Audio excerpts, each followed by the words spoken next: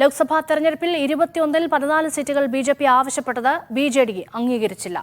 വിവരങ്ങൾ നൽകാൻ ധനസമോദ് തുടരുന്നുണ്ട്. ധനസമോദ്, എന്തുകൊണ്ടാണ് ഈ സഖ്യശ്രമം പൊളിഞ്ഞത്?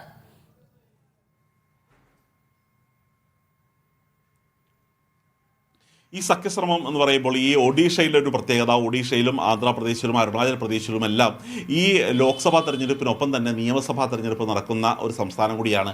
മാത്രമല്ല, ഇപ്പോൾ ഒരു റെക്കോർഡ് ഏറ്റവും കൂടുതൽ നാൾ മുഖ്യമന്ത്രിയായിരുന്നതിൻ്റെ റെക്കോർഡ് നോക്കിക്കഴിയുമ്പോൾ ഒരു 2ാം സ്ഥാനമാണ് നവീൻ പട്നായിക് എന്ന് പറയുന്ന ഒഡീഷ മുഖ്യമന്ത്രിക്കുള്ളത്. അതുകൊണ്ട് അവിടെ പ്രധാന പ്രതിപക്ഷം BJP ആണ്.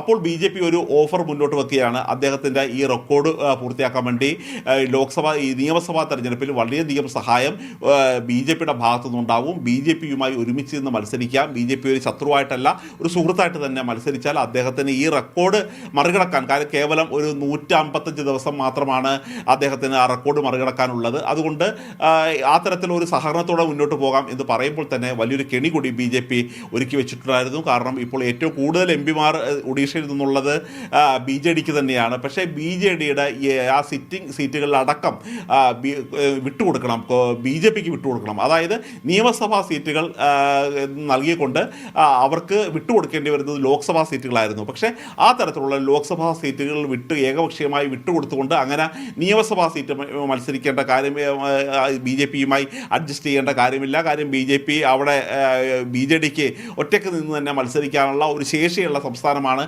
നിയമസഭാ സീറ്റ്. അങ്ങനെ ഒരു തർക്കം ഇവർ തമ്മിൽ മുറുകിയതോടുകൂടിയാണ് ഇപ്പോൾ, അതുമാത്രമല്ല സംസ്ഥാനത്തെ BJP, ഒഡീഷയിലെ BJPയും വലിയ തോതിൽ തന്നെ എതിർ നിൽക്കുകയായിരുന്നു. കാര്യം ഇപ്പോൾ ഒരു കോൺഗ്രസ് അവിടെ ഒരു 3ാം സ്ഥാനത്ത് തന്നെയാണ് ഉള്ളത്. അത് BJDയും BJPയും ഒരുമിച്ച് മത്സരിച്ചാൽ കോൺഗ്രസിന് വീണ്ടും ഉയർന്നു വരാനുള്ള ഒരു അവസരം ഉണ്ടാകുകയും അവർ പ്രധാന പ്രതിപക്ഷമായി മാറുകയും ചെയ്യും. ഇപ്പം നിലവിലെ ഒരു പ്രധാന പ്രതിപക്ഷം എന്നൊരു പദവി തന്നെ BJPയുടെ പോവുകയും ചെയ്യുന്നു എന്നുള്ള സംസ്ഥാന നേതാക്കന്മാരുടെ ഒരു അഭ്യർത്ഥന കൂടി കണക്കിലെടുത്തുകൊണ്ടാണ് ഇപ്പോൾ ഒറ്റയ്ക്ക് മത്സരിക്കാനാണ് ലോക്സഭാ